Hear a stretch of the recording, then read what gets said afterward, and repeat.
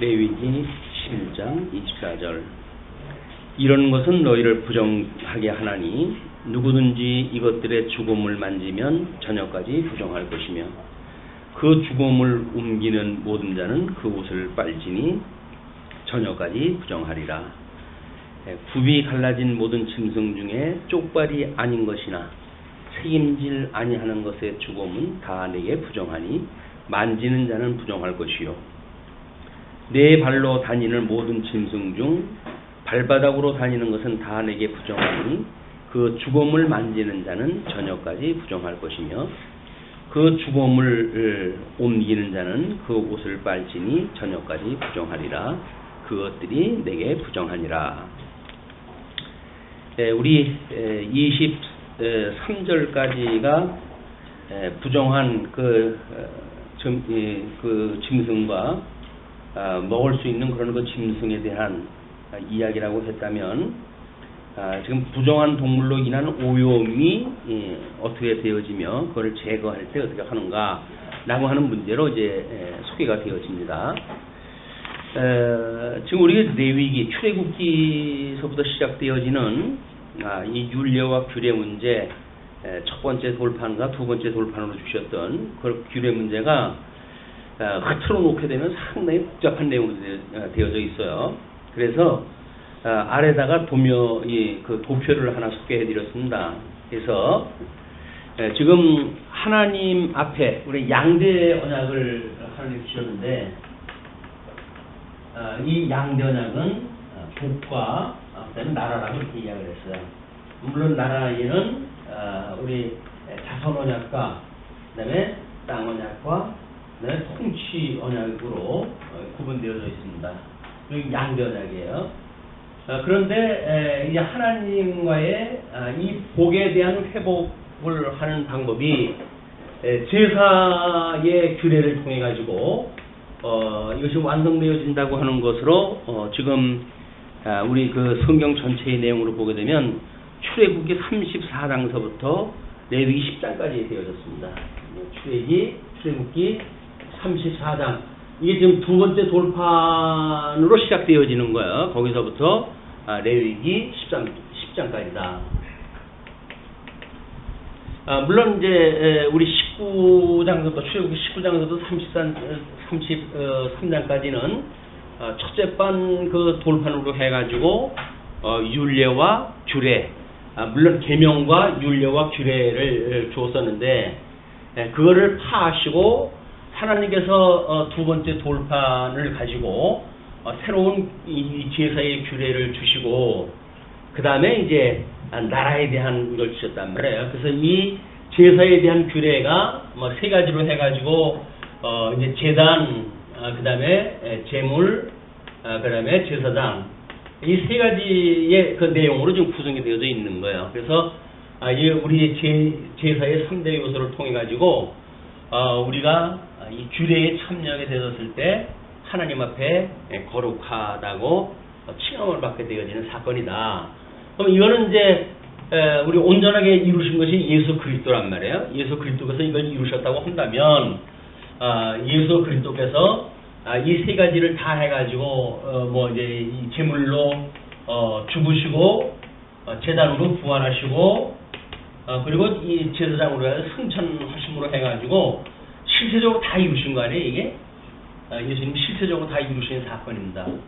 그러면 이 구약 성경에서 우리한테 제시하는 그 규례, 출애굽기 34장서부터 레위기 10장까지 주는 그 규례에 대한 그 내용은 이렇게 모형적으로 주어졌던 제사의 방식을 통해서 이루어 주시고, 그 다음에 소개가 되어지는 것이 나라에 대한 언약에 대한 이야기예요. 그래서 자손과 땅과 통치의 부분으로 되어져 있는데, 하나님께서 주셨던 쪽에는 자손을 생육 번성하라고 이렇게 이야기했죠. 생육하고 번성하라, 땅을 정복하라, 그리고 이제 하나님께 주셨던 인들을 다스리라 이렇게 이야기했어요. 다스리라. 이것이 하나님 나라에 대한 언약으로 되어져 있던 것인데, 지금 이거를 하나님께서 복에서 저주로 되어진 사람들은, 이 복을 상실한 사람들은 이것이 지금 저주 아래 놓이게 되어진 거 아니에요. 저주 아래. 이 저주 아래 있는 사람들이 이런 그 규례를 통해 가지고 회복되어지는 거라고 한다면 복이 회복되어지는 거예요. 그리고 나라가 상실되어져 있는 사람들이 생육 번성하라 라고 했는데, 질병이라든지 이런 걸 통해 가지고 생육 번성이 방해되어지는 것이 이스라엘 백성들, 저주받은 백성들에 나타나는 하나님의 징계예요. 그 다음에 땅은 이제 곡식을 내 가지고 생육 번성할 수 있는 곡식을 갖다 내야 되는데, 땅이 기근에 들어가게 되어지게 되면 국물이 떨어지고 먹을 것이 없으니까 이게 황폐화되어지는 그런 것이 있게 되어지고, 다스리라고 했는데 하나님의 다스리라고 하는 통치 능력을 상실할 뿐만 아니라 오히려 그들이 맞짱을 뜨자고 덤벼드는 거예요. 전쟁이 일어나게 되어지는 것이, 이게 저주받은 사람들에 나타나는, 이스라엘 백성들에게 나타났던 이게 저주의 현상들입니다. 그런데 이 제사를 통해서 회복이 되어졌어요. 이제 우리가 복에가 참여가 되어졌어요. 그렇게 했을 때 우리 생육 번성을 갖다 하는 문제, 그 다음에 이제 이 세 가지가 생육 번성이라고 하는 문제에 거기에 우리 지난 시간서부터 이제 먹는 문제에 대한 이야기했어요. 생물, 우리가 어떻게 무엇을 먹을 것인가, 거룩한 음식을 어떻게 먹을 것인가, 부정한 생물을 어떻게 버릴 것인가라고 해가지고 스스로 이제 거룩해지는, 하나님께서 거룩하게 하시는 그런 내용이 소개가 되어지기 시작을 한 거거든요. 이것이 하나님 나라의 백성들이 거룩한 백성들, 이제 세속의 나라와 하나님의 나라가 구별되어지는 거예요. 구별되어지기 때문에 우리는 먹는 것이 이제 주어졌는데, 그 지난 시간에 23절까지 소개가 되어진 것이 우리 짐승은 굽이 갈라지고, 그리고 대싸김을 낳다 하는 짐승, 또 물고기는 비늘이 있고 지느러미가 있는 그런 거를 먹도록 되어져 있고, 그 다음에 새는 이제 그 곡물을 먹는 그런 그 새로 해가지고 지정을 갖다 해줘가지고 그것은 거룩하니 너희가 먹어도 좋다, 이렇게 이야기가 되고, 그 외의 거는 먹지 말라고 그랬단 말이에요. 그 금기되어져 있던 식물에 대하여 우리가 신체가 접촉됐을 때 부정하게 되어졌으니까, 부정한 식물로 인해 가지고 부정하게 되어졌기 때문에 그 부정을 제거하는 방법이 24절부터 소개가 되어지는 거예요. 이제 식물이 끝나게 되어지면 거기서 우리 다음 시간에 이제 이 여자의 이 출산에 대한 그런 것이 나오는데, 남자아이를 출산했을 때 33일 부정한 시간과 여아를 낳았을 때 66일의 부정한 시간을 두어가지고 또 부정을 하나님께서 정하게 하시는 규례를 주시고, 그리고 그 뒤에 이제 문둥병, 유출병 이런 것들, 문둥병, 유출병, 그래서 인체가 피를 우리 노아의 홍수에도 피를 산채로 이제 먹지 말도록 이렇게 이야기를 하는데, 그 피라고 하는 것들이 대부분 하나님 앞에 잘못되어지는 부정을 갖다 일으키는 그런 그 요소가 되어진 내용입니다. 그래서 이걸 어떻게 정하게 할 것인가에 대한 것이 생육하고 번성하기 위한 조건으로 주어진 것들이에요. 그리고 이제 23장부터 24장까지 보게 되면 절기에 대한 그런 그 규정으로 되어져 있어요. 그래서 하나님께서 어떻게 유월절을 통해 가지고 그들을 불러냈고, 그리고 그들을 오순절을 통해 가지고 하나님의 언약되어진 그런 그 나라에 살게 했고, 그 다음에 이제 우리 그 장막절을 통해 가지고 어떻게 추수할 것인가에 대한 이 절기가 이스라엘 백성들의 통치에 의해서 만들어지는 나라를 하나님 기념하시기 위한 절기의 모습으로 주어진 내용들이에요. 그리고 25장부터 27장까지 생활의 규례로 되어졌는데, 이 생활의 규례는 대부분 땅에 대한 그런 그 규례예요. 그래서 땅에 거했을 때 어떻게 거하는지에 대한 이런 내용으로 되어져 있어서, 일단 양대의 언약을 중심으로 해가지고 둘째 판 그 돌판의 모든 내용들이 구성이 되어졌다는 겁니다. 그래서 우리 양대 언약으로 봤던 뭐 성경관에 대한 이런 것들이 처처에서 이렇게 조합을 이루고 구분이 될 수가 있어요. 우리가 이제 먼저도 십계명에 대한 그런 이해를 갖다 들었던 것처럼 이런 것이 양대 언약의 규모로 되어져 있고 구도로 되어져 있다. 이제 이렇게 전체적인 구도 속에서 부분적인 걸 공부를 갖다 했을 때 이제 그 상위 개념은 이쪽으로 갈 거야겠어요. 이쪽의 상위 개념도 이쪽으로 갈 거야. 이쪽 개념도 이쪽으로 갈 거야. 그래서 그의 나라에 대한 개념으로 올라가게 되어지고, 그것이 그의 의와 나라를 구하라고 했던 예수 그리스도의 우리들한테 의와 나라를 구하라고 하는 것이 하나님의 뜻이란 말이에요. 그 뜻대로 우리가 구하는 것이 신약성경에 와가지고 의와 나라를 구하는 상태예요. 그래서 하나님의 그 의를 따라가지고 불의한 자와 의로운 자를 구분을 하시고, 그리고 하나님 나라의 백성과 그 다음에 세속의 그 백성들을 구분하시는 내용으로 되어져 있다. 그리고 우리는 이렇게 구도를 이제 확인이 되어지게 되면 뭐 이렇게 부분적인 것들을 공부할 때 부분적인 거에 빠지질 않습니다. 이런 부분적인 다양한 내용들이 이렇게 통일성 있는 목적을 향해 되어지고, 그래서 궁극적으로 하나님께서 양대 언약을 통해 가지고 어떻게 행위 언약과 은혜 언약을 통해 가지고 특자와 불특자를 가르치는가 라고 하는 것이 창세기로부터 요한계시록까지 이게 쭉 연결이 되어지는 거예요. 그냥 성경이 복잡하게 구분되지는 않습니다. 우리는 나름대로 아주 규모가 있고 또는 통일적으로 되어져 있고, 그리고 어느 성경도 빠진 것이 없는 다양한 내용들이 그대로 각 장에서 다 우리가 취급이 되어지기 때문에 우리가 그 상위의 제목을 무엇으로 잡을 것인가 라고 하는 것이 성경 자체가 이미 그 구조를 가지고 있다는 거예요. 그러니까 성경을 읽어나가면 읽어나갈수록 우리가 보고 있는 그런 그 구조 또는 상위 개념의 소제목들 이런 거에 의해 가지고 양대 언약이라고 하는 저 큰 언약의 줄기로부터 해가지고 요한계시록까지 이런 그 큰 흐름을 따라 가지고 우리가 공부하게 되어진다.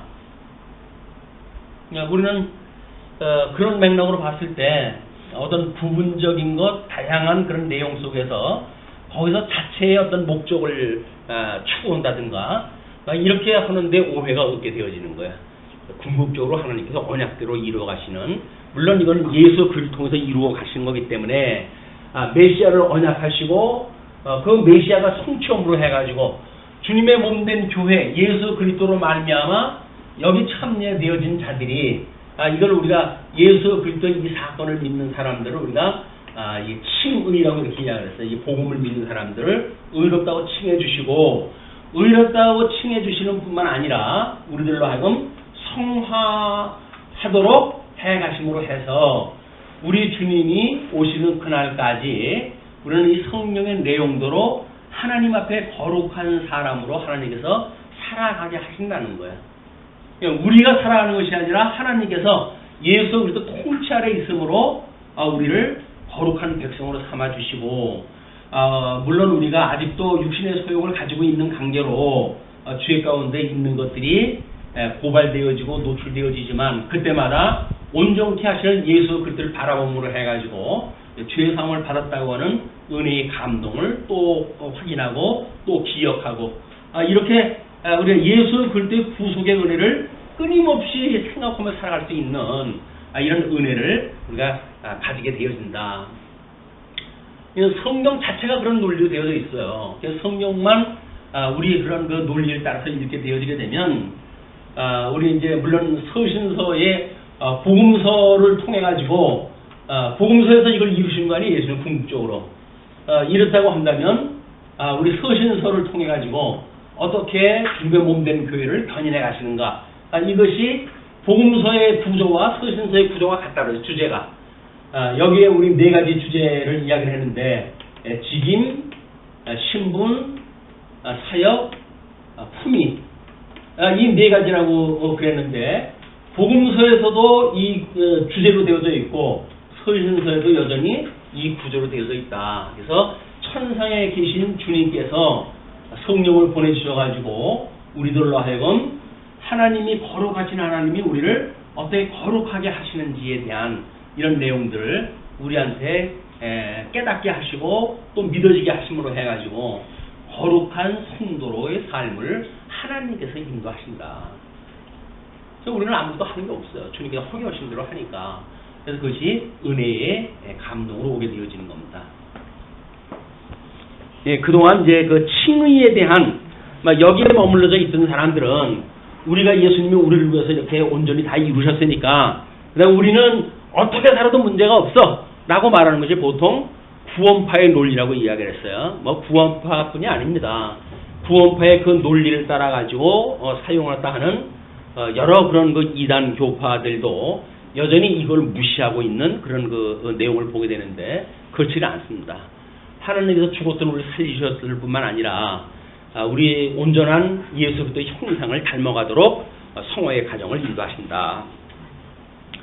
자, 그런 맥락에서 이제 어떻게 24절서부터 40절까지 사체로 말미암는 부정에 대한 것이 소개가 되어지는데 우리 그 24절서부터 읽었던 내용은 이제 그 짐승들입니다. 그래서 그 짐승들을 우리들이 이제 가증한 그런 그 짐승들을 소개하면서 그 죽음을 옮기는 자는 그 옷을 빨지니 저녁까지 부정하리라. 그래서 옷을 빨라 그래 이제 이런 그 우리 식물에 대한 것이 부정한 것에 대한 이 부정한 짐승을 옮겼을 때 이 짐승을 옮겼을 때 이 부정한 짐승으로부터 오염되어지는 그런 거를 막기 위해 가지고 우리들로 하여금 이 오염을 방지할 수 있는 방법이 옷을 빠는 거예요.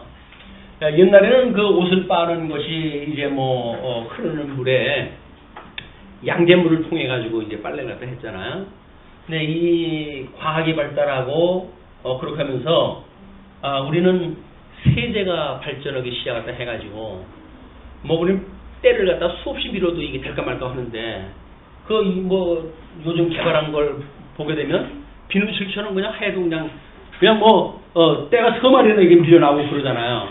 이것이 세제에 대한 이게 우리 하나님의 오염에 대한 걸 기억해내는 일들을 철저하게 기능으로 망가뜨려지는 일들입니다. 우리는 옷을 빨 때에도 이 옷을 빨 때 세척력이 좋으냐 나쁘냐에 포커스가 맞춰지게 되면 우리는 이 기능주의에 빠지게 되어지는 거예요. 그래서 비록 얼룩이 남았다 할지라도 우리의 이 오염이 하나님께로부터 말미암아 정함을 받는다고 하는 걸 계시적으로 이해할 수 있는 이것이 돼야 되는데 그러니까 이제 기능적으로 이제 밀어넣게 되면 결국은 세척력이 어느 게 더 좋으냐라고 하는데 포커스가 맞춰지고 그런 것이 심각해지게 되면 뭐 우리 가습기에 어떠한 용액을 집어넣는가 그래서 그 농도가 강하면 강할수록 사람이 죽는 거예요. 우리가 부정한 짐승의 오염을 막자고 하는 이야기는 살자고 이걸 하는 건데 세척제가 너무 강력하기 때문에 살초제로 해가지고 사람을 죽이고 식물을 죽이고 해가지고 사망의 이런 그 일들이 만연하게 되어진다. 근데 이것은 우리가 그런 기능적인 접근이 아니라 하나님께서 우리를 어떻게 부정한 짐승으로부터 우리의 이런 오염을 막아주시는가라고 하는 것이 예수 그리스도의 은혜란 말이에요. 예수 그리스도의 보혈의 은혜로 우리가 정함을 받는다고 하는 걸 끊임없이 기억이 되어지는 거 아니겠어요? 물론 여기서도 전부 죄에 대한 문제들이에요. 이 죄에 오염됐다고 하더라도 여전히 우리들에게 오호라 공고한 자로다. 누가 나의 사망의 몸에서 나를 건져낼까? 육신을 가지고 있기 때문에 어쩔 수 없이 오염될 수밖에 없는 한계가 우리한테 있으니까 그럼에도 불구하고 찬송하리로다. 왜? 우리 주님께서 그는 우리를 거룩하게 해가시는 것이 믿어지거든요. 그렇기 때문에 그 찬송이 나오는 거예요. 그러니까 우리가 이거 하나님이 용서해 주신다고? 그럼 죄를 더 져도 되겠네? 라고 하는 대로 가는 게 아니라고 그랬죠.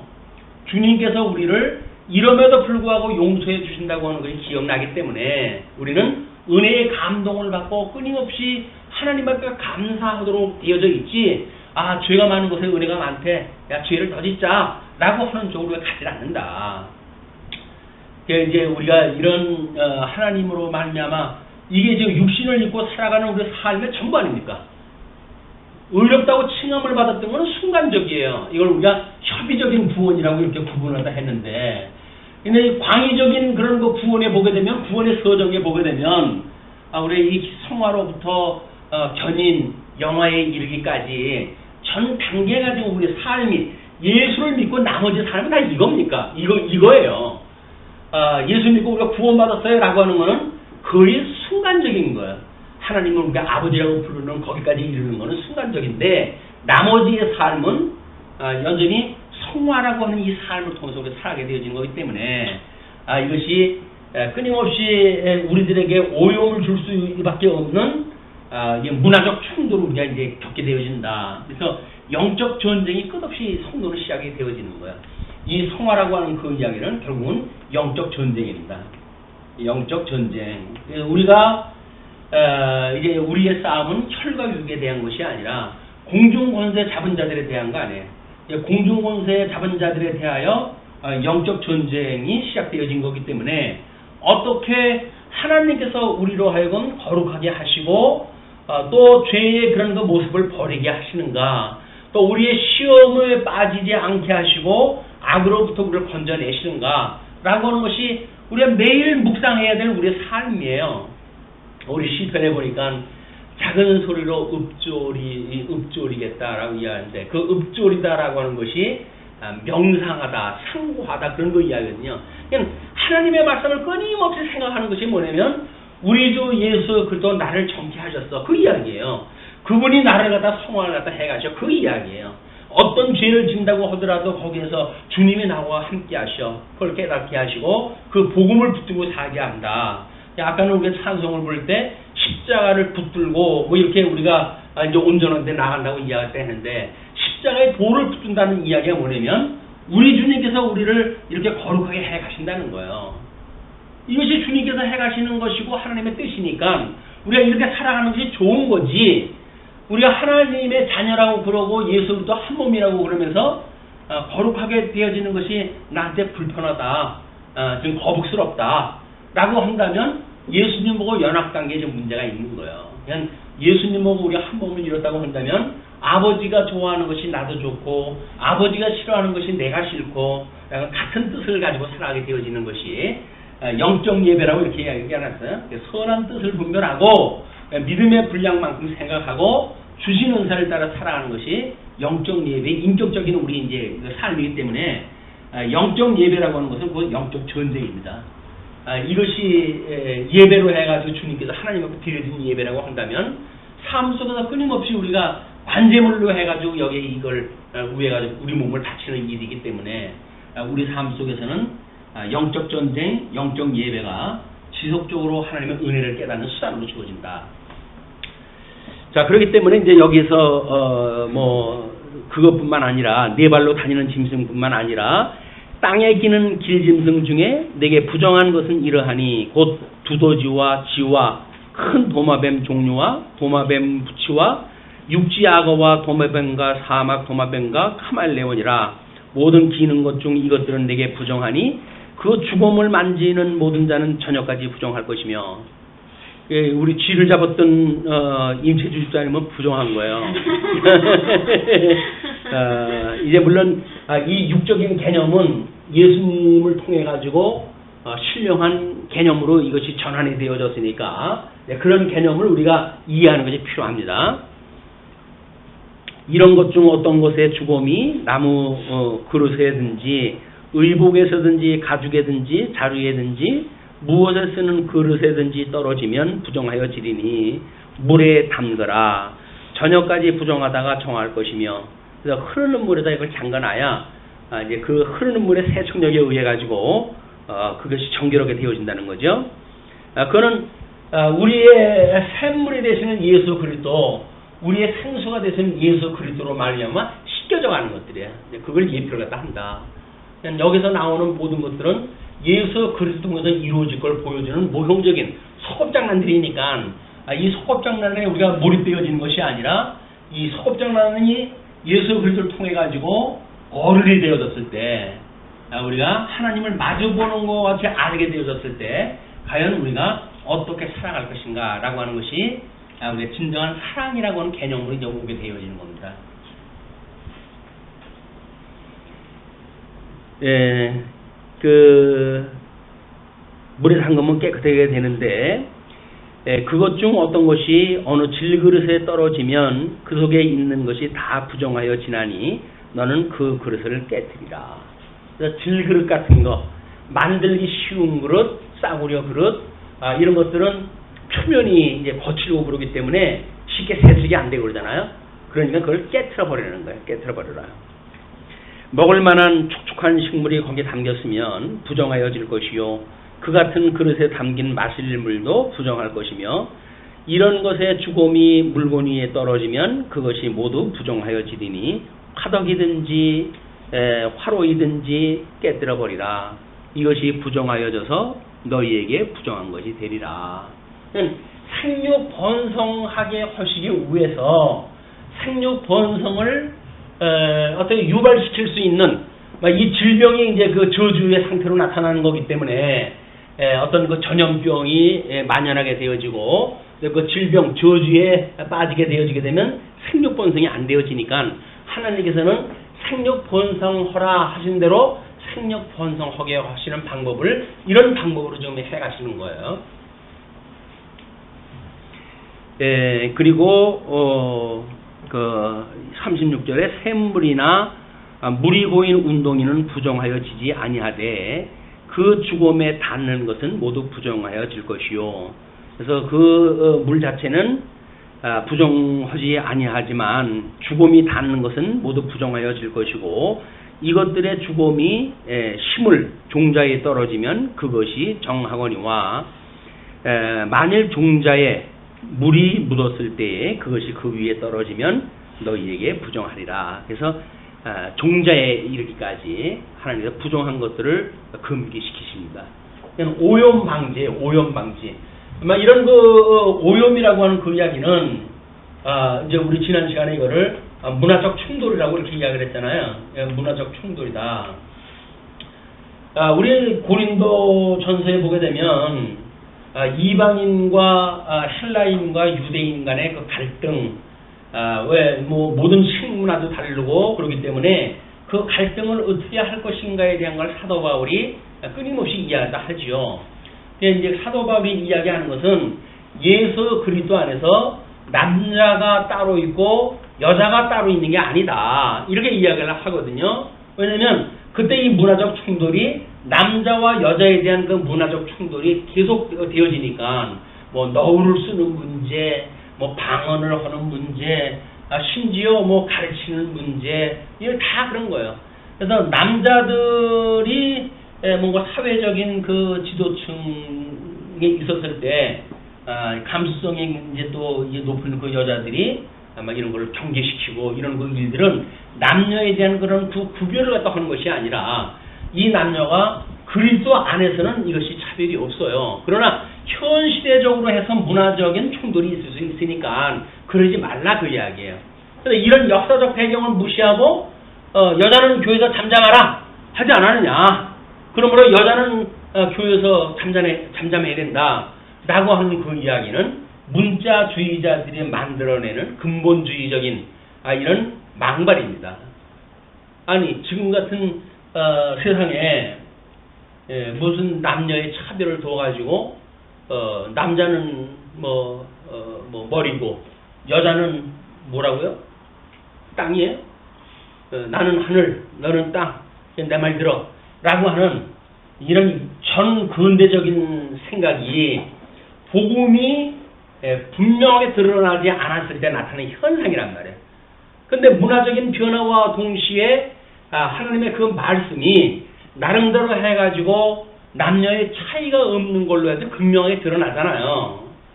요즘 이제 어떤 여자 목사님의 안수 문제라든지 이런 걸 근본주의에서는 결사반대합니다. 결사반대.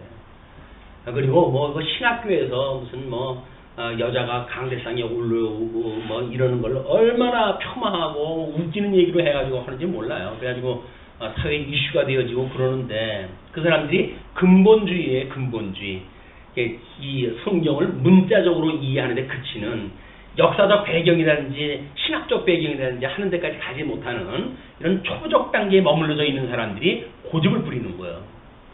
성경의 내용을 깊이 연구하다 보게 되면 이미 다 초월되어져 있는 개념이에요. 그리스도 안에서 그리스도만 남편이고 모든 성도가 여자지 무슨 뭐 여자가 있고 남자가 있고 따로 있겠어요.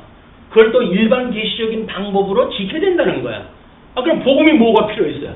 예수님이 와서 복음의 진수를 다 가르쳐 줬는데 아직도 일반 계시적인 걸 통해서 복음을 우리가 깨달아가야 되기 때문에 그걸 질서를 깨뜨리면 안 된다 라고 이야기가 하는데 그럼 예수님 오나 말하지.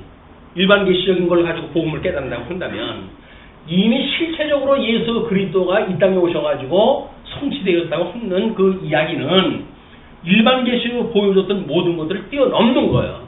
그러니까 내재적으로 초월된 개념이 있기 때문에 문화적으로 물론 그때 당시의 문화적인 척도가 그걸 배격할 때냐 아니냐라고 하는 것이 있죠. 그래서 사도 바울이 그때는 그럴 수밖에 없으니까 여자 보고 잠잠하라고 그러는 거예요. 지금도 와가지고 잠잠하라고 하는 이야기가 문자적으로 그냥 통일되어져 버린다고 한다면 성경을 잘못 이해하는 거란 말이에요. 우리 예수 그리스도로 말미암아 우리가 그 저주로부터 노임을 받았다고 한다면 여자가 그런 그 해산하는 모든 그런 그 일들의 그런 그 자유함을 디모데서에서도 사도 바울이 선언을 갖다 하잖아요. 우리 예수 그리스도 안에서 남자가 따로 있고 여자가 따로 있는 게 아니다.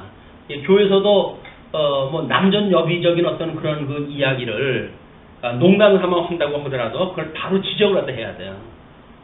그렇게 해야 남자들이 버리장머리를 고쳐놓지 남자들은 자기네들이 이게 위에 있는 일이니까 얼마나 편해요.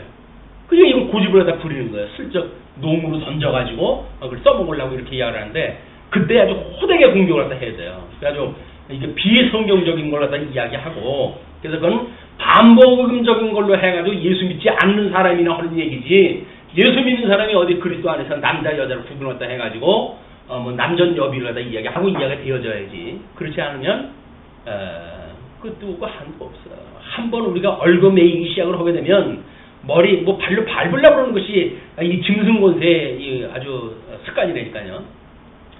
복음으로 말한다고 한다면 짐승권세가 나타나지는 않죠. 근데 복음으로 안 하면은 짐승권세가 나타나는 거예요. 이게 힘의 논리 아니에요.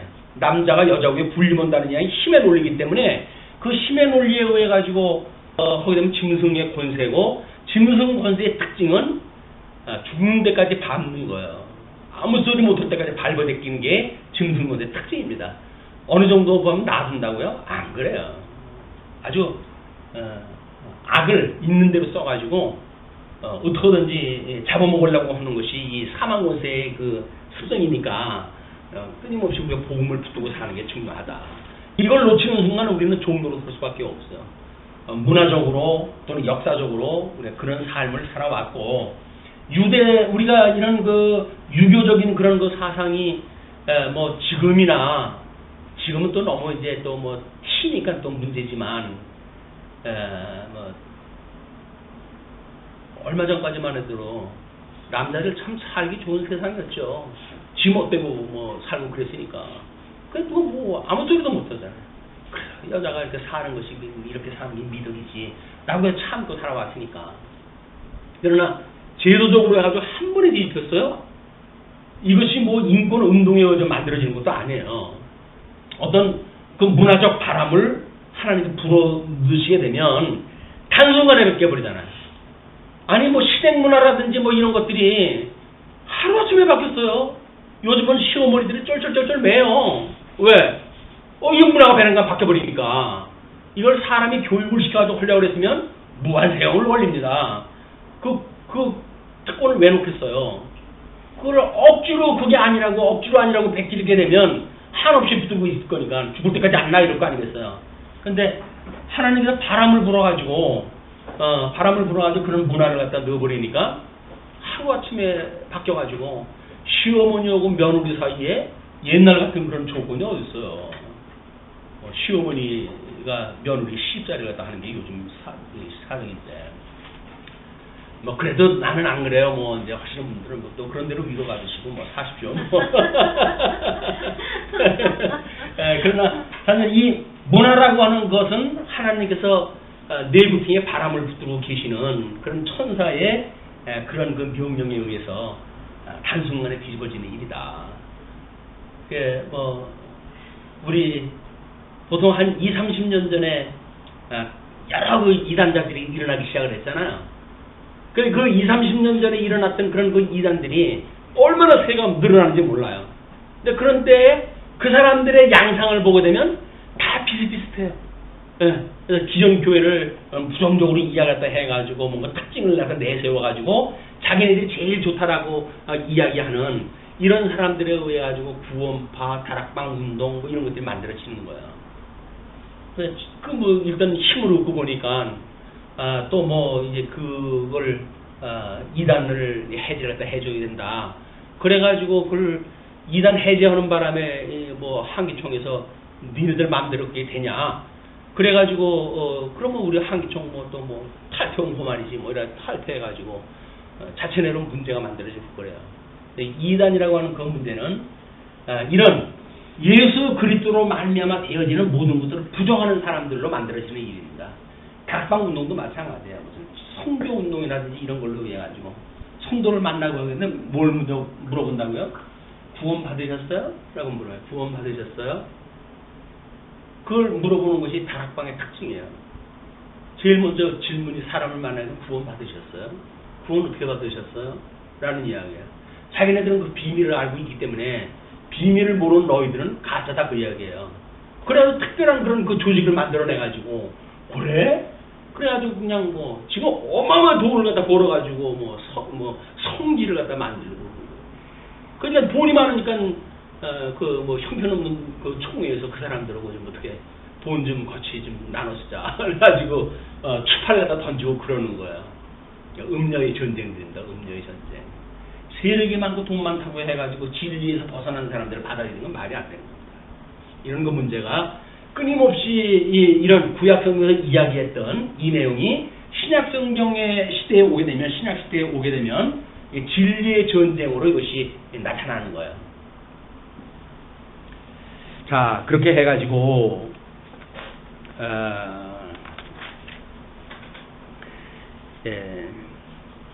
그 39절 보시게 되면 너희가 먹을 만한 짐승이 죽은 때에 그 죽음을 만지는 자는 저녁까지 부정할 것이며 그것을 먹는 자는 그 옷을 빨 것이요 저녁까지 부정할 것이며 그 죽음을 옮기는 자도 그의 옷을 빨 것이요 저녁까지 부정하리라. 이것이 일단 생육 번성하기에 하시기 위한 하나님의 계시적인 그런 그 사역이라고 하는 걸 염두에 두시면 좋겠어요. 그래서 나름대로 그때 중동에서 있을 수밖에 없는 그런 그 열악한 환경 중에서 어떻게 언약 백성들을 생육하고 번성하게 해가시는가라고 하는 것이 문화적으로 해가지고 주어진 사건입니다. 다음 41절로 45절 보시게 되면 식물로서 부정한 기는 것에 대한 이야기예요. 땅에 기어다니는 모든 길짐승은 가증한즉 먹지 못할지니 곧 땅에 기어다니는 모든 기는 것 중에 배로 밀어다니는 것이나 네 발로 걷는 것이나 여러 발을 가진 것이라 너희가 먹지 말지니 이것들은 가증함이니라. 이것이 실질적으로 중국 같은 데서 안 먹는 곤충이 없잖아요. 전부 기름에 튀겨 먹고 그러는데 기름에 튀겨 먹고 그러는데 그게 무슨 뭐 질병을 오염시킨다든지 그런 거는 없으니까 지금도 먹고 그러지 않겠어요? 이걸 기능적으로 이해해가지고 그렇지 않은데 왜 먹지 말라고 그러냐 뭐 이렇게 접근하게 되면 오해가 만들어지는 거예요. 하나님께서는 중동에서의 그 열악한 환경 중에 생육 번성하게 하시는 일을 이런 방법을 통해 가지고 해가심으로 해서 하나님께서 언약하신 대로 생육 번성해 가시는구나 이걸 깨닫게 하는 수단으로 주어진 거란 말이에요. 이렇게 했기 때문에 생육 번성되어지는 것이 아니라 이런 방법을 통해서 우리는 생육 번성하게 하시는 하나님을 알게 되어지는 거란 말이에요. 41절 땅에 기어다니는 이제 그 짐승에 대한 것이 43절 너희는 기는 바 기어다니는 것 때문에 자기를 가증하게 되게 하지 말며 또한 그것 때문에 스스로 더럽혀 부정하게 되게 하지 말라. 그래서 베드로가 옥상에서 기도하다가 부정한 그 보자기의 음식을 내려줬을 때 하나님께서 내가 정하다고 하는데 네가 왜 부정하다고 하느냐라고 하는 것이 이 문화적 충돌이라고 하는 것이 지금 가나안 땅에 이 사람들이 들어가 살게 되어진 거 아닙니까? 그러니까 가나안 땅에 나머져 있는 사람들의 문화를 그냥 수용하게 되어지게 되면 이제 우상을 섬기는 일이 확장되어지는 거 아니에요. 그래서 이 오염률이 상당히 높습니다. 왜냐하면 문화적으로 우리가 일상적으로 이렇게 잘 아는 사람들끼리 사는 문화는 그냥 그 문화가 그 문화 아니에요. 이상할 것도 없어요. 호기심 가질 것도 없어요. 그런데 특별한 문화를 만나게 되면 호기심이 작동을 하는 거예요. 호기심을 작동을 하게 되면 가나안 여자들이 왜 이렇게 섹시하게 보이는지, 그러니까는 이스라엘 백성들의 남자들이 이방인 여자를 갖다가 자기 부인을 맞아들이기 시작을 한 거예요. 이래가지고 결국은 문화적으로 해가지고 우상 숭배에 늪이 버리고 말고 하나님이 어떻게 애굽으로부터 구별해낸 백성인지 거룩한 백성인지 이걸 이런 방법으로 깨달아야 되는데 이 뭐 함께 살게 되어지니까 이런 거룩한 백성인 걸 잊어버리게 되어지고 기능적으로 예쁘면 됐지 뭐 그런 이야기예요. 여자는 예쁘면 모든 게 용서되어진다면요. 네. 모든 게 다 용서된대. 근데 여자가 못생기게 되면 모든 게 용서가 안 된대. 이런 망하려면 세상에 어디 있어요. 이게 남자 중심의 세계가 만들어낸 문화들이거든요. 거기에 또 뭐 여자는 그렇다고 해가지고 남자들 보기에 좋은 걸로 해서 꾸미기 시작을 하게 되면 당신은 나의 상전입니다 해서 이미 들어가는 거예요. 여자도 여자 나름대로의 특징을 가지고 내가 왜 너한테 예쁘게 보여야 되는데 뭐 이런 어떤 독자적인 자기 정체성을 가지고 살아야 될 거 아니겠어요? 외모를 꾸려가지고 남자한테 보이는 게 아니라 우리가 어떤 문화를 가지고 어떠한 신학에 대한 세계, 하나님에 대한 지식 이런 걸 가지고 있는 거에 따라서 우리가 우리의 위치를 갖다 정리를 갖다 해야지 겨우 외모를 꾸며가지고 그쪽에 뭐 비위나 맞추고 이렇게 산다고 한다면 그게 바로 종 안의 노예고 그런 것도 우리가 스스로 자유를 느껴야 돼요. 남자들이 요구하는 걸 스스로 거꾸로 갖다 해야 돼요. 여자분들이 머리가 긴 게 예쁜데 그래서 이 더위에 내가 질르냐? 라고 하는 쪽이 깎는 용기가 필요하단 말이에요. 네, 알겠습니다. 근데 남자가 뭐 긴 머리 좋아한다고 그래가지고 더운데도 불구하고 긴 머리를 고수하고 남자 버릇 나빠진다니까요. 남자가 원하는 대로 해주면 안 돼요. 여자의 정체성, 주체를 가지고 자기의 삶을 자기가 만들어 가야 된다. 이 예수 그리스도 안에서 믿음에 그냥 살아가는 거지. 뭐 사랑하고 믿음이 어린 자가 그러는데 시험 들는데 또 뭐 그렇게 하지 마시고.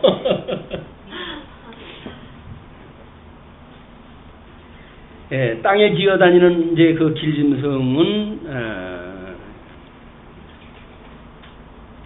45절 나는 너희의 하나님이 되려고 너희를 애굽 땅에서 인도해낸 여호와라. 그냥 칭의가 뭐야 이게? 예수 그리스도 종로로 타고 있던 이스라엘 백성들 죽었던 우리를 살리셨다 그 이야기 아니겠어요? 이것이 애굽에서 우리를 불러낸 여호와를 기억하게 하는 사건이고 나머지는 약속한 가나안 땅에 들어가서 어떻게 하나님 나라를 누리고 살 것인가에 대한 그림이란 말이에요. 그러니까는 예수 그리스도의 초림의 사건과 그 다음에 이제 재림 오실 때까지 오순절 맥주절을 그 기점으로 해가지고 가나안 땅에 살아가는 이스라엘 백성들의 하나님 나라를 통해서 배우는 그런 그 과정이 구별되어져 있는 거예요. 그래서 물론 이제 이거가 제일 큰 짐승 아니겠어요? 이 짐승의 사건으로부터 우리가 구원받았다고 하는 걸 놓치게 되면 여기서 우리가 어떻게 거룩을 누리고 삽니까? 그래서 이 짐승 권세부터 우리가 이겼다고 하는 것이 확신이 가져야 되는 거야. 우리는 애굽으로부터 죽었던 나를 살리셨어! 라고 하는 제일 큰 그런 그 믿음을 가지고 그리고 하나님 나라 백성으로 살아갈 때에 수없는 오염이 되어지고 잘못되어질 수 있는 이것도 여전히 주님께서 우리를 거룩하게 해가신다 라고 하는 믿음을 가지고 우리가 살아가는 것이 예수 그들 믿고 살아가는 거란 말이에요. 근데 뭐 구원을 받았으니까 이렇게 사는 게 합당하지 않아? 이렇게 살아야 되는 거 아니야? 라고 하는 당위를 가지고 살아가는 게 아니란 말이에요. 우리가 이야기를 했잖아요. 무슨 당일 가지고 어떻게 살아갑니까? 오직 의인은 믿음으로 말미암아 산다고 그러는데 주님께서 죽었던 우리 살리셨던 것처럼 우리 온전케 해가시는 것이 주님께서 해가신다라고는 믿음을 가지고 살아가는 거란 말이에요. 예수 그리스도의 십자가의 도를 놓치는 순간 우리는 인본주의로 뭘 갖다 연출을 갖다 하거나 이제 이런 것이 필요하고 때로는 모든 걸 포기하는 그런 것이 치우치기도 한다. 그런 중심을 잡는 문제가 전 인격적으로 예수 그리스도를 믿는 그런 일이다. 자, 이렇게 하시면서 이제 그게 그 여호와라. 그러면서 내가 거룩하니 너희도 거룩할지다. 내가 거룩하니까 하나님은 거룩하신 분이에요. 그러니까 아버지의 이름이 거룩히 여김을 받으시고 그렇게 이야기를 주기도에서 가르쳐주잖아요. 그 주기도에서 이야기하는 게 그거예요. 아버지의 이름이 양변하니 이름이 거룩한 것처럼 거룩하게 하시고 그 나라가 임하옵시고 이 두 가지를 우리가 기도하는 거니까 이것이 아버지의 뜻이 하늘에서 이루어진 것처럼 이 계시되어진 세상 세계에서도 이루어 주십시오. 이루어지는 것이 어떻게 이루어진다고요? 우리 주님께서 이렇게 이루어 달라 그 이야기예요. 이것이 성경에 기록되어져 있는 거니까 이 일용할 양식을 우리한테 주셔가지고 하나님께서 이렇게 해가신다고 하는 그 양식을 먹고 살게 해주십시오. 그게 믿음으로 사는 사람들의 믿음이란 말이에요. 성경이 이미 구조가 그렇게 되어져 있는데 그렇게 이루어지게 되면 우리가 여기서 기능적으로 빠지는 이런 그 시험에 빠지지 아니하고 하나님의 이 계시의 영광을 인해 가지고 하나님의 그 성우를 찬양하는 영광을 찬양하는 믿음의 사람으로 살게 되어지니까 이 시험에 빠지지 말게 하시고 할 수만 있으면 이 악에서 빨리 우리를 건져 주십시오. 그런데도 우리는 이 세상에 살면서 이 악을 그냥 더 보기를 원하고 이거를 더 누리기를 원하고 이렇게 한다는 이야기는 물론 사도 바울도 그 위기에 처했을 때 내가 떠나거나 여기 있거나 그것이 일반이다. 왜? 내가 만약에 아버지께로 간다면 아버지께서 준비했던 하나님 나라를 누리고 사니까 좋고 여기 있다고 한다면 여전히 내가 복음을 증거하는 역할을 갖다 하니까 그것으로 내가 좋하다 이런 이야기를 하잖아요. 그러니까 우리가 여기 있어도 좋다라는 이야기는 어떤 것 때문에 좋다는 거라고요? 증인의 삶으로 살아가니까 좋다 그 이야기예요. 예수 그들을 소개하는 증인의 삶이니까 그것이 좋은 거고 만약에 이제 이 삶을 마감하게 하신다고 한다면 이제 하나님 나라 가니까 좋은 거고 이것도 좋은 거 저것도 좋은 건 맞아요. 이 땅에 있으면서 좋은 거는 철저하게 증인으로서의 삶으로 우리가 가치가 있다는 거지. 그래서 내가 좋은 거 하면 살겠다고 하는 것이 좋은 게 아니란 말이에요. 여기서 오전도 그런 이야기를 했지만 노인정은 뭐 하겠어요? 그 긴 시간을 갖다 지내야 되는데 뭘 하고 있어요? 세상 노래하고 똑같다니까요. 손뼉 치고 노래하며 뭐 이래가지고 하는 거야. 어떻게 할까요? 그래서 춤이라도 칠까요? 춤추고 가지고 또 하게 되면 잠시 잊어버리고 살지 모르겠죠. 그러나 그 저녁 시간에 그 삭막함을 뭘로 그걸 감당을 하겠어요. 우리가 그런 시간을 말씀으로 해가지고 우리가 읊조리면서 사는 것이 우리들의 행복이다. 끊임없이 묵상하고 하나님 말씀으로 인해가지고 주님 은혜를 기억함으로 해가지고 범사에 감사하고 항상 기뻐하고 이것이 하나님의 뜻이니까 이루어지기를 끊임없이 기도하고 하는 일이 예수 그리스도 안에서 우리를 향하신 하나님의 기뻐하시는 뜻이란 말이에요.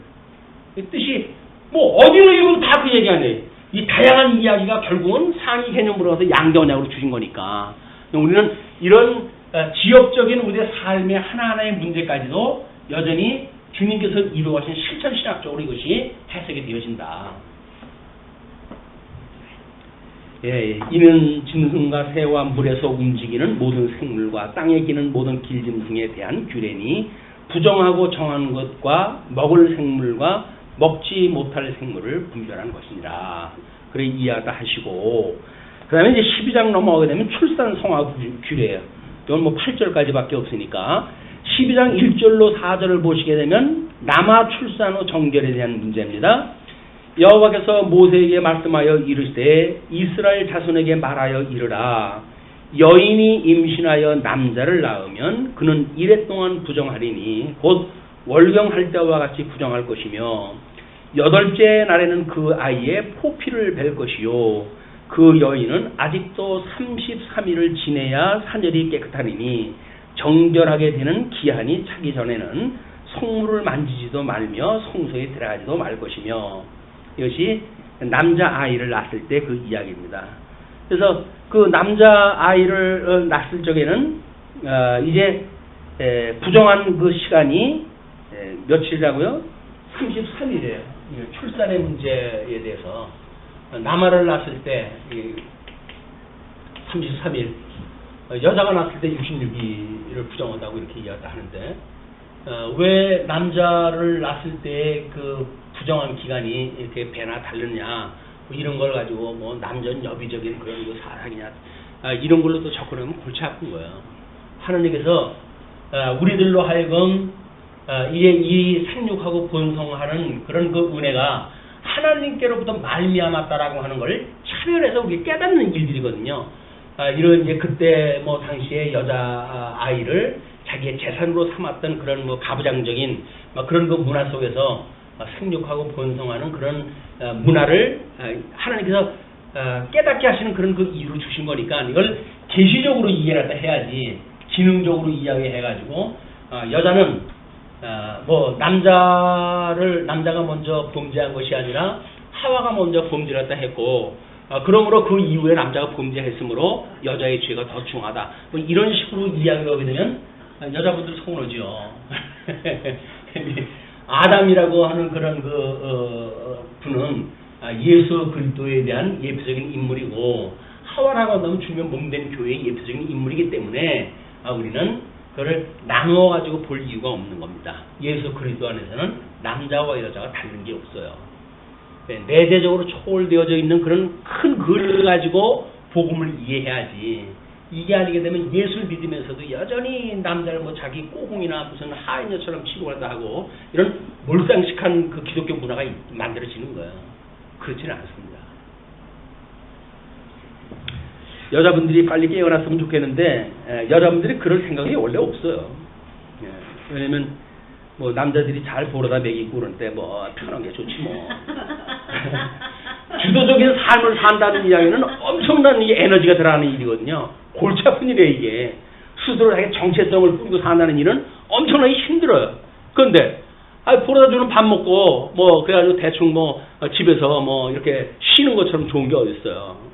그렇게 되어지게 되면 우리는 증인의 삶으로서의 여유가 아니라 평안이 주는, 이 세상이 주는 평안에 우리가 취해가지고 눕자, 더 자자라고 하는데 빠져버리게 되어지는 겁니다. 나태 속에 빠지게 되어지고 이 게으름에 빠져지기 때문에 깨어있는 것, 이건 복음으로 깨어져 있어가지고 끊임없이 하나님의 말씀을 묵상하고 하나님의 그 말씀을 계시적인 의미를 묵상하며 살아가는 이런 그 시간들로 우리가 유전하게 필요하다. 이건 너무 소중한 시간들 아닙니까 이게? 네, 뭐 무슨 일을 갖다 상관없어요. 뭐 가사를 갖다 하실 적에도 가사랑 쪽에도 상관이 없어요. 테레비를 봐도 상관이 없고 다 상관없어요. 그때 끊임없이 이걸 계시적으로 이해를 하는, 복음을 갖다 이해하는 일들이 필요하다. 5절은 여와 출산 후 정결에 대한 문제입니다. 여자를 낳으면 그는 2일에 동안 부정하리니 월경할 때와 같을 것이며 사년이 깨끗하게 되면 66일을 지내야 하리라. 6절로 8절 정결례에 드릴 예물이에요. 아들이나 딸이나 정결하게 되는 기한이 차면 그 여인은 번제를 위하여 1년 된 어린 양을 가져가고 속죄제를 위하여 집부들기 비둘기나 새끼나 산비둘기를 회막문 제사장에 가져갈 것이요, 제사장은 그것을 여호와 앞에 드려서 그 여인을 위하여 속죄할지니 그리하면 사ner이 깨끗하니라. 이는 아들이나 딸을 생산한 여인에게 대한 규례니라. 그 여인이 어린 양을 바치기에 힘이 미치지 못하면 산비둘기 2마리나 집비둘기 새끼 2마리를 가져다가 하나는 번제물로 하나는 속죄제물로 삼을 것이요, 제사장 그를 위하여 속죄할지니 그가 정결하리라. 예수님은 가난하신 분이 돼가지고 양으로 이 규례를 지키지 못하고 이제 비둘기로 해가지고 규례를 지켰던 일이 신약성경에 나오죠. 그러니까 예수님이 이제 이루실 것에 대한 예표적으로 보여줬던 사건들입니다. 정결하게 되어지는 사건. 예수님이 실질적으로 이 공생의 사건을 통해 가지고 구약 성경에서 요구했던 이 세상의 삼직을 완성으로 해가지고 이루신 사건이에요. 그래서 예수님이 이루셨다고 하면 예수님만 붙들고 있으면 되는데 쓸데없이 뭐 여자는 33일, 남자는 33일이고 여자는 66일이니까 해가지고 지금도 이런 어떤 구약적인 내용들을 문자적으로 우리가 그대로 이해를 해가지고 이걸 적용시킨다는 이야기는 매우 지혜로운 이야기는 아니다. 뭐 우리 그 제7회 안식일교회 어떤 그 의학 박사께서 우리가 먹거리를 갖다 해가지고 먹는 것만 성경에서 먹으라는 것만 먹으면 건강하다. 뭐 이렇게 해가지고 식문화에 대한 소개하는 뭐 분이 계시잖아요. 그 끊임없이 구약적인 걸 갖다 그대로 끌어다가 들여가지고 우리 지금 건강의 원리를 갖다 이용하다 하는 거야. 이게 기능주의에 빠지는 것이다. 설사 그럴지라도 그걸 기능주의로 빠지게 되면 그거는 복음이 아닌 거야.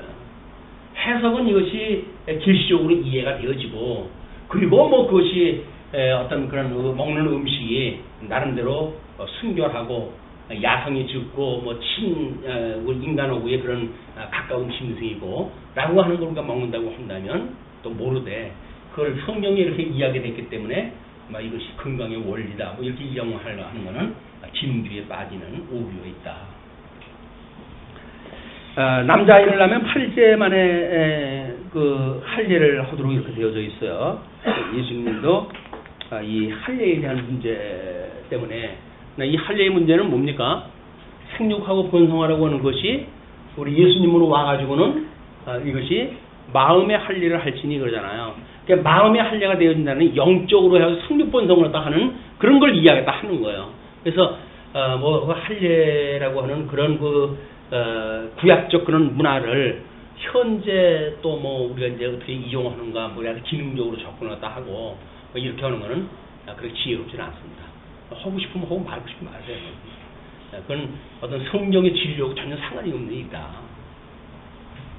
네.